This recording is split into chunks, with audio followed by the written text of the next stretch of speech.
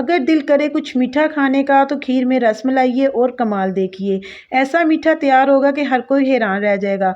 बहुत ही आसान और खाने में इंतहाई लजीज ऐसी खीर जो आपने पहले नहीं खाई होगी।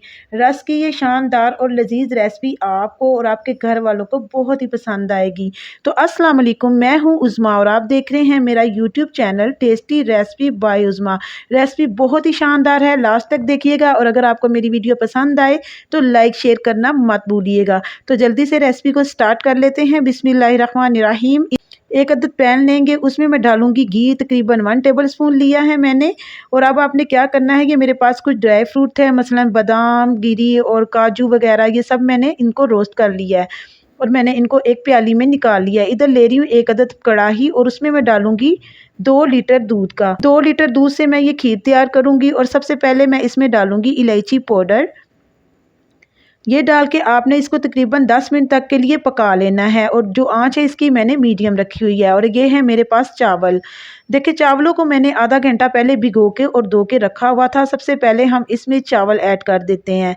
तो दूध जो है ये अच्छी तरीके से पकना स्टार्ट हो चुका है और अब मैं इसमें डालूंगी चावल।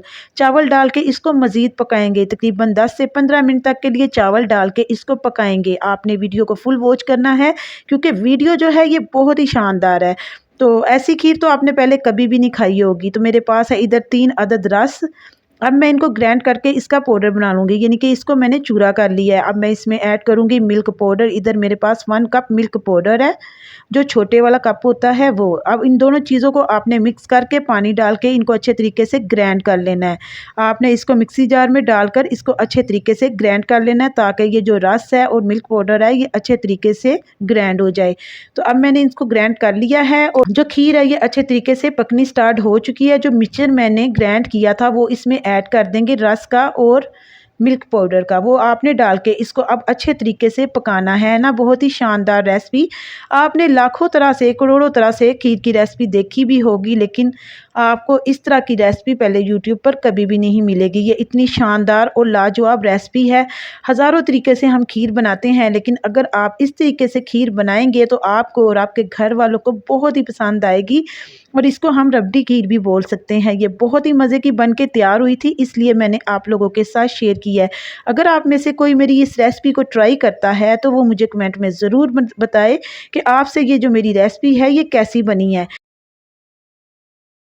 खीर जो है तकरीबन 10 से 15 मिनट हो चुके हैं, ये पक रही है। अभी हम इसको मज़ीद पकाएंगे। आपको पता है कि खीर पकने में थोड़ा टाइम भी लगता है क्योंकि हमने दूध को भी थोड़ा ड्राई करना होता है, अच्छे तरीके से खीर को पकाना होता है। तो मैं इसकी जो आंच है ये मीडियम लो कर दूंगी ताकि ये काफ़ी देर तक पकती रहे और बीच बीच में मैं इसको चेक भी करती रहूँगी हिला के इसी तरीके से, ताकि ये नीचे से लगे नहीं। तो तकरीबन इसको आधा घंटा लगा था पकने में। तो देखें मैंने इसको अच्छे तरीके से पका लिया। अब हम इसमें शुगर ऐड नहीं करेंगे, हम कैरेमल ऐड करेंगे। तो सबसे पहले मैं इधर ले रही हूँ 1 कप शुगर का। तो मैंने जो चूल्हे की फ्लेम है वो बिल्कुल लो कर दी हुई है। लो आंच पे आपने ये कैरेमल तैयार करना है। थोड़ा सा पानी डालेंगे और इसको अच्छे तरीके से पका लेंगे और जब इसका कलर चेंज हो जाएगा तो फिर हम इसको साइड पे कर देंगे।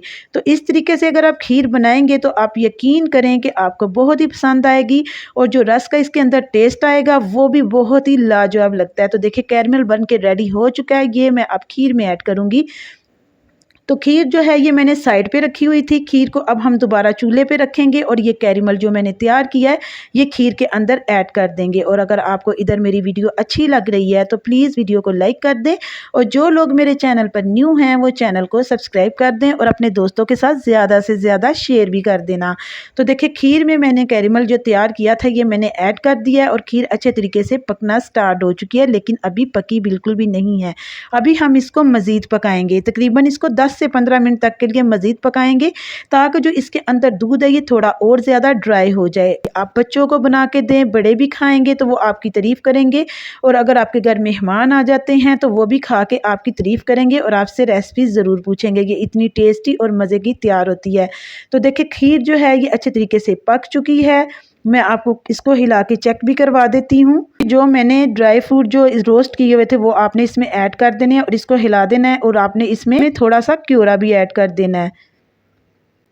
तो देखिए खीर जो है ये मज़ेदार सी ये बन के रेडी हो चुकी है। अब मैं इसको डिश आउट करती हूँ और आपको चेक करवाती हूँ इसकी फाइनल लुक कैसी आई है। तो माशाल्लाह से मेरे अल्लाह ताला की शान है। ये कितनी बन के मज़ेदार रेडी हुई है। अब मैं इसको डिश आउट करती हूँ। बिस्मिल्लाहिर्रहमानिर्रहीम। देखने से ही इतनी मज़े की लग रही है तो खाने में ये कितनी के मज़े की होगी। तो उम्मीद करती हूँ कि आज की वीडियो आपको ज़रूर पसंद आई होगी। अगर पसंद आई है तो लाइक शेयर करना मत भूलिएगा। मैं मिलती हूँ आपसे नेक्स्ट वीडियो में। अब इजाज़त दीजिए। अल्लाह ताला आपको खुश रखे, आबाद रखे। आप मुझे अपनी दुआओं में याद रखिएगा। अल्लाह हाफ़िज़।